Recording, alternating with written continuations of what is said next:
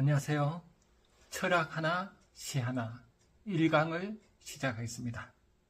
오늘의 주제는 장자크 루소의 일반의지와 김수영 시인의 사랑의 변주곡을 함께 공부해 보겠습니다.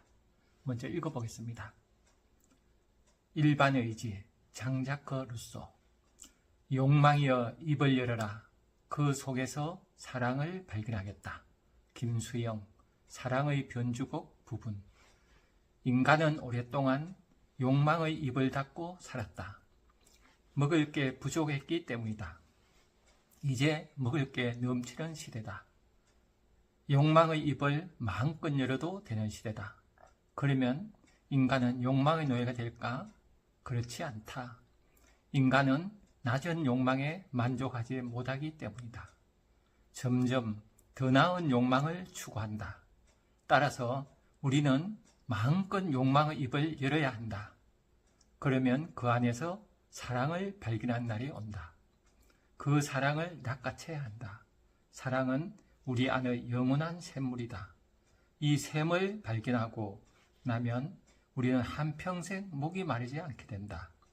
이 샘이 루소가 말하는 일반의지, 인간의 보편적 가치다. 그는 말했다. 함께 우는 것만큼 사람의 마음을 연결해 주는 것은 없다. 인간은 자신만을 위해 울고 웃고 하지만 우리 모두를 위해 울고 웃기도 한다. 우리 모두를 위한 마음이 우리 안의 샘에서 솟아 올라오기 때문이다. 이 마음이 모여 법을 만들고 국가를 만들 때 민주주의의 꽃이 필 것이다. 루소가 민주주의를 믿은 이유다. 욕망의 입을 제대로 열어보지 못한 사람들이 광장을 어지럽히고 있다. 그들은 자신도 남도 믿지 못한다. 인간이 세상의 주인, 주라는 것을 알 수가 없다. 민주. 우리의 민주주의가 심각한 위기에 처해 있다. 우리 안에서 샘물이 솟아 올라와야 한다. 이런 글을 읽었습니다. 여기서 보면은 욕망이여 입을 열라. 김수영 식기절의 아주 명구절이죠. 욕망이여 입을 열라. 그 속에서 사랑을 발견하겠다. 욕망을 마음껏 추구하라. 그 말이죠. 그러면은 그 안에서 사랑이 있다는 거예요. 이거하고 루소가 말하는 일반 의지를 함께 이렇게 연결해서 공부해 보도록 하겠습니다. 인간은 오랫동안 욕망의 입을 닫고 살았죠. 왜 그런가 하면은 먹을 게 없어서 그래요. 먹을 게 생산되는데 많은 양을 귀족들이 가져가죠. 왕, 귀족이 가져가고. 그래서 일반 민중들은 헐벗어요. 그러면은 어떤 철학이 해야지 그 사회가 유지될까요? 욕망의 입을 열어라 그러면 안 되잖아요. 그래서 욕망의 입을 닫아라 그렇게 되죠. 금욕하라. 그래서 욕망을 억제하는 게 미덕인 이런 철학이 오랫동안 유지해 왔어요. 먹을 게 부족해서 그렇죠. 근데 어때요? 욕망의 입을 마음껏 열어도 되는 시대가 이제 열린 거예요. 그런가 하면 현대 자본주의는 엄청 생산을 해요. 이 소비를 다 못할 정도로 생산하죠. 그래서 이제는 욕망의 입을 마음껏 열라는 거예요. 그러면 이제 우리가 걱정되죠. 욕망을 억제했을 때 하고 지금 욕망을 마음껏 풀어놓을 때 그러면 욕망의 노예가 되지 않는가 그 얘기예요. 근데 김수영 시인은 어때요? 욕망의 입을 열어라. 마음껏 욕망을 추구하라는 거죠. 그러면 그 안에서 사랑이 있다는 거예요. 저는 이 말이 제가 살아온 경험으로 보면 정확하게 맞다는 생각이 들어요. 들레저 철학도 또 그렇죠. 들레저도 욕망을 마음껏 추구하라 그래요. 그러니까 욕망을 추구하면은 어떨까요? 욕망을 추구하면은 우리는 어때요? 그 욕망의 노예가 되는 게 아니라 그 욕망을 어때요? 단계가 올라가게 돼요. 그래서 사람은 이렇게 낮은 단계의 욕망을 추구하다가 어때요? 그 욕망을 단계가 올라가게 돼요. 인간은 낮은 욕망에 만족하지 못하기 때문에 그래요. 우리가 인간의 욕구 5단계라는 게 메슬로우 욕구 5단계도 있잖아요. 뭐 가장 낮은 단계가 생리 욕구죠. 먹는 거, 뭐 이런 거, 잠자는 거 이런 욕구죠. 이런 게 충족되고 나면 어때요? 안전의 욕구, 사랑의 욕구, 그 자부심의 욕구, 자존감, 그리고 자신이 올라가잖아요. 그래서 사람은 욕구가 이렇게 올라가게 돼 있어요. 그래서 우리가 아이들을 교육시킬 때 루소는 어때요? 자유롭게 교육시키라 그러잖아요. 에밀에서 그죠? 그래서 산에서 자유롭게 뛰어놀게 하면은 마음껏 아이들과 놀게 하면은 욕구가 이렇게 단계가 올라가요. 낮은 단계에 중독되지 않아요. 근데 이제 문제는 우리 사회가 그렇죠. 우리 사회의 자본주의 사회는 그 욕망에 중독되게 만들어요. 소비 중독. 그래서 평생 이렇게 낮은 욕망 속에 살기가 쉽거든요. 그러면 우리가 욕망을 어떻게 될까? 그 문제예요.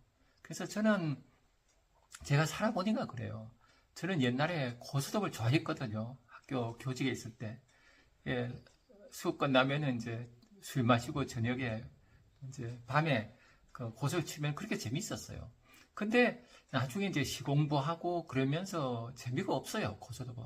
그래서 더 높은 차원의 그 욕망을 알면은 낮은 차원을 못하게 돼요. 시시해서 못하죠. 그래서 저는 이 김수영 시인도 욕망대로 살아보니까 그 욕망을 추구하면 사랑을 발견하더라는 걸 안 거예요. 이게 루소처하고 맞아떨어지죠. 루소도 어때요? 루소가 이제 그런 얘기 하죠. 우리의 마음에 어때요? 우리의 마음에는 두 가지가 있어요. 내 것만 챙기는 마음이 있어요. 이걸 개별 의지죠. 사적 의지. 나만 챙기는 마음이 있어요, 인간은. 그죠? 나만 좋아하고, 나의 이익만 좋아하고, 내 것만 좋아하고, 나만 사랑하는 마음이 있어요. 그런데 그 많은 그 욕망 중에 어때요? 나도 좋고, 남도 좋고, 더 나아가서 나를 희생해도 좋은, 나를 희생하고 모두를 위한 그런 마음이 또 있어요. 사랑이 있어요. 아주 그 신적인 지고지순한 사랑이 우리한테 또 있거든요. 그러니까 인간 안에는 내 것만 챙기는 이기적인 어떤 개별 의지도 있지만은 모두를 위한 의지가 있어요. 그걸 일반 의지 그래요. 루소는. 이거를 그 요새 말로 하면은 집단지성이라는 말도 써도 되겠죠. 집단지성. 그래서 인간에게는 그 집단지성이 있어서 함께 이렇게 모아놓으면은 어때요? 그 각자의 그 사적인 이익이 있지만은 전체적 의지가 나와요. 그게 일반 의지예요. 일반 의지가 모이면 어때요? 일반 의지가 모여서 그걸 가지고 법을 만들고 그 법을 집행하는 정부, 국가가 만들어지면 어때요? 그거는 아주 좋은 사회죠. 내 안에 일반 의지로 만들어진 법에 내가 복종하고 일반 의지로 만들어진 국가한테 내가 복종하는 건 어때요? 내가 나한테 복종하는 거죠. 그거는 순수한 그 나에 대한 사랑, 그죠? 넓은 사랑이 되죠. 나의 이익이면서 전체 이익. 아주 이런 세상을 꿈꾼 사람이 바로 루소예요. 그래서 루소의 그 사상이 현대에 와서까지도 이렇게 영향을 미치죠. 현대 민주주의의 가장 큰 기반이잖아요. 이 사람 사상의 기본은 바로 뭐예요? 인간 안에 일반 의지 있어서 그걸 모아서 법을 만들고 국가를 만들고 그렇게 법에 복종하고 그래서 나의 이익이면서 전체 이익인 그래서 전체가 아름다운 이런 사회를 꿈꾼 거예요. 그거하고 김수영 시인하고 일치되죠. 욕망을 마음껏 추구했을 때 그 안에서 사랑이 나오는 그래서 루소의 일반 의지라는 철학 하나 하고 김수영 시 하나 하고 이렇게 연결해서 공부를 했습니다. 그런데 이제 현대 사회 오면서 민주주의가 많이 한계 부딪히죠. 왜 그런가 하면은 일반 의지가 잘 표현이 안 돼서 그래요.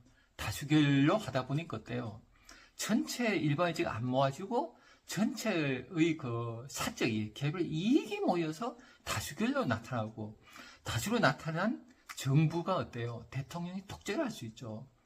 그래서 우리가 헌법을 지키는 게 굉장히 중요해요. 헌법은 그 인류가 쌓아온 일반 그 의지, 집단 지성이 모인 게 헌법이죠.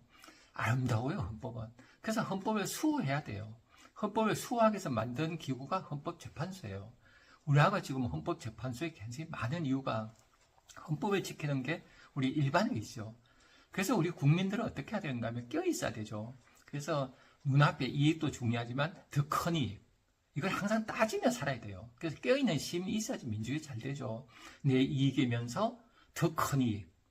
눈앞의 이익만 따지면 안 되잖아요. 눈앞의 이익 따지면 자기를 다 훼손시켜야 되는데 훼손시키고 나면 우리 다 죽잖아요.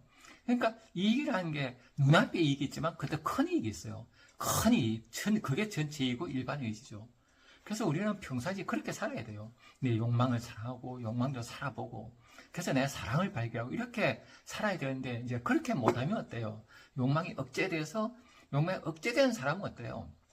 이렇게 그 사랑이 없어요. 그러다 보니까 막 폭력이 나오고 난무하고 그러잖아요, 우리 사회에. 이런 모습이 욕망을 표출 안 해서라 봐요. 그래서 오늘 주제는 일반 의지와 욕망하고 결합했습니다. 또 다음 주제를 또 해보죠. 다음 주제는 소진된 인간, 들레저죠. 질 들레저가 말한 소진된 인간하고 윤재림 시인의 시를 연결했습니다. 먼저 읽어보겠습니다. 섹스를 보라. 마라톤만큼 시쓰기만큼 단순하고 오래된 경기지만 아무도 이 경기의 미래를 의심하지 않는다. 외로우니 뜨겁기 때문이다. 윤재림. 세 가지 경기의 미래에 대한 상상 부분. 오래전 교직에 있을 때 토요일 되면 지쳤다. 아무것도 하기 싫었다. 필요한 게 아니었다. 우리 사회는 피로 사회가 아니다. 피로는 쉬고 나면 풀린다. 다시 생기가 돋아 맑게 일어서게 된다. 하지만 소진은 다르다. 기가 다 빠져나간 상태다. 기가 없이 껍데기로 살아가는 삶이다. 왜 그럴까? 기를 운용하지 않고 살아서 그렇다. 기를 운용하려면 의식이 껴있어야 한다. 의식은 의지와 식이 합쳐진 말이다. 의지는 무언가를 하려는 내적인 힘이다. 무엇을 하고 싶다는 힘이 솟아나지 않는 삶. 그러한 삶을 오래 살다 보면 무엇을 하고 싶다는 생각이 아예 사라진다. 의지가 없으니 새로운 식이 생겨나지 않는다. 식은 아는 것이다. 우리는 무언가를 볼 때 매번 다르게 본다.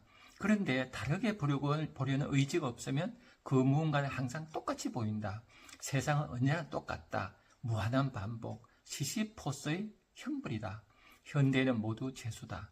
시인은 왜 섹스, 마라톤, 시쓰기, 새 경기의 미래에 대해 의심하지 않는가? 그게는 반복과 차이가 있기 때문이다. 외로우나 뜨겁기 때문이다. 그 경기의 참가자들은 늘 의식에 껴있어야 하기 때문이다. 그렇지 않으면 경기에서 탈락하기 때문이다. 그렇죠. 그래서 여기서 보면 어때요? 들레즈가 얘기한 소진된 인간, 현대인의 특징이 소진된 인간이라는 거예요. 왜 그럴까요? 똑같이 살아서 그래요. 우리가 현대 사회에 오면은 모든 게 이렇게 자동화되고 매뉴얼대로 살죠. 자기 생각 없이 살아도 돼요. 그러니까 매뉴얼대로 살아도 되는 시대죠. 그래서 그러다 보면 우리가 어때요? 생각 없이, 의식이 없이 살 수 있어요. 의식이 껴있지 않고 그냥 습관대로 살아도 되는 거예요, 이게. 옛날 농사할 때 습관적으로 농사하면 안 되죠. 항상 하늘을 봐야 되고 옆 사람하고 일을 하니까 항상 사람과 껴있어야 돼요. 근데 현대 일 자체가 의식에 껴있지 않고 습관적으로 살아도 돼요. 그래서 많은 사람들이 습관적으로 살아요. 하늘을 볼 필요도 없고 옆 사람 볼 필요도 없고 그냥 습관적으로 살아도 돼요. 현대사회는. 그러니까 많은 사람이 의식에 죽어 있어요. 그러다 보면은 의식 껴있으면 어때요? 의는 의지거든요. 의지를 갖고 봐요. 내가 의지를 갖고 보면요, 새롭게 보여요. 그래서 새로운 식이 생기거든요. 그래서 세상이 계속 이렇게 창조가 일어나요. 나무 한 그루를 봐도 어제 본 나무가 아닌 나무로 보여요. 그래서 세상이 항상 신비롭고 새로워요. 그래서 의식이 껴있으면 세상이 어때요? 신이 나요. 그래서 어떤 거를 봐도 오래 보면은 의식이 껴나거든요. 근데 휙 보고 말아요. 현대인은. 오래 볼 필요가 없어요. 하늘에 달 볼 필요 있나요? 별 볼 필요 있나요? 나무를 오래 볼 필요 있나요? 그러니까 습관도 사도 돼요. 그러다 보니까 이제 소진된 인간이 되는 거예요. 그래서 이 들레즈가 얘기한 철학은 어떤가 하면은 리좀이란 말을 해요. 리좀은 이제 고구마 같은 거거든요. 고구마는 이렇게 심어 놓으면은 뿌리를 내리고 고구마가 나오잖아요. 근데 크다가 뻗어가서 딴 데 뿌리를 또 내려요. 거기서 또 싹이 돋고, 그것도 딴 데 가서 뿌리 내려요. 저는 이제 제 남들이 이렇게 살아봤거든요. 저는 고등학교 맞고 이제 철도 공무원을 했어요. 공무원 2년 하다가 뿌리를 내리고, 철도 공무원이랑 뿌리를 내리고 살다가 또 옮겨요. 그래서 국립사대를 가서 그 사대에서 교육을 받고 뿌리를 내죠. 그러다 또 학교 교사로 발령나고, 교사로 살다가 또 뿌리를 뻗어서 이제 그 시민단체 가서 또 활동하고, 시민단체에서 뿌리 뻗어 시골에 가서 또 농사도 지어보고, 시민 지역에 있는 지역신문에서도 근무해보고, 이렇게 계속 이동해요. 이런 삶이 리좀이에요. 고구마처럼 삶. 이게 리좀이거든요. 한 곳에 뿌리내서 난 이거야가 아니라 나를 계속 이렇게 창조하는 삶이에요.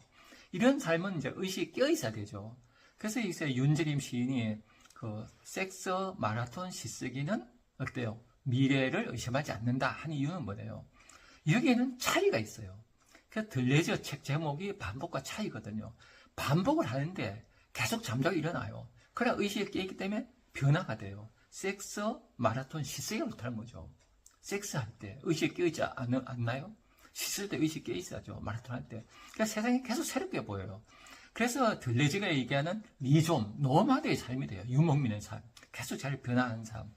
자기가 자신 안에 정체되지 않는 자신의 삶을 창조하는 사람이 돼요. 이런 삶이 살아야지 소진되지 않아요. 그래서 윤재림 시가 바로 들레즈가 얘기한 소진된 인간을 넘어설 수 있는 그런 시죠. 그래서 이런 철학과 시를 연결해서 공부했어요. 그래서 우리는 나란 정체성에 고착되지 않아요. 나는 남자야 그러면 안 돼요. 남자야 그러면은 내 안에 여성성을 잃어버려요. 내 안에 여성성이 있거든요. 또 여자가 난 여자야 그러면 어때요? 정체성이 고정되면은 내 안에 남성성을 잃어버려요. 나는 공무원이야 그러면 공무원에 맞는 것만 있고 나머지 잃어버려요. 이제 그렇게 살면 소진된 인간이 돼요. 내 전적인 내 전부로 살아야 돼요. 나의 전부로. 그러면 나는 어때요? 무한 변화돼야 돼요. 집에서는 이렇게 살다가 밖에 나가면 이렇게 되고 저렇게 되고 계속 변주되는 삶. 이렇게 살아야지 소진되지 않고 창조가 계속 일어나요. 무한한 생성의 삶. 이렇게 이제 살아야 되는데 이 현대 사회는 이렇게 살지 못하게 해요. 자꾸 의식이 죽어 있고 그냥 습관대로 살게 해요. 많은 사람이. 그래서 우리가 항상 의식이 깨어있는 삶. 마음을 알아차리고 내 마음을. 그래서 마음과 몸이 하나 되는 삶. 그래서 내 몸이 항상 의식이 껴있는 삶. 내면의 소리를 듣고 온몸의 소리를 듣는 삶. 이렇게 해서 생생한 삶, 생기는 삶. 이렇게 나아가서 실컷 사는 삶. 이런 삶을 우리가 살아야 되겠죠. 예, 여기까지 공부했습니다. 또 다음에 뵙도록 하겠습니다. 감사합니다.